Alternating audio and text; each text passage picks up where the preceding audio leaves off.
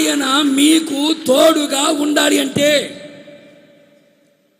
సమాధానకర్తకు దేవుడు మీకు తోడుగా ఉండాలి అంటే, కృపాక్షేమములు మీకు తోడుగా ఉండాలి అంటే, ఆయన చెయ్యి ఎడతెగకడికి తోడుగా ఉండాలి అంటే, మేలును ప్రేమించు, కీడును ద్వేషించు. ఎవరికి కీడు చేయొద్దు, మనస్సులో కూడా ఎవరికి కీడు చేయొద్దు, ఆలోచనలలో కూడా ఎవరికి కీడు చేయొద్దు, నీ మాటల ద్వారా ఎవరికి కీడు చేయొద్దు, నీ చేతల ద్వారా ఎవరికి కీడు చేయొద్దు. చేతనైనంత మట్టుకి మేలే చెయ్యి.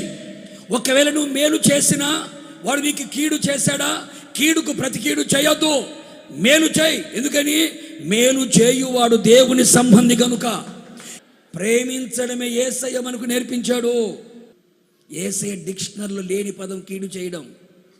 అందుకని అంటాడు, నేను మీకు తోడుగా ఉండాలి అంటే, నీకు తోడుగా ఉండాలంటే, నీ పిల్లలకు తోడుగా ఉండాలంటే, నీ కలిగిన సమస్తానికి తోడుగా ఉండాలంటే నువ్వు మేలును ప్రేమించు, కీడును ద్వేషించు.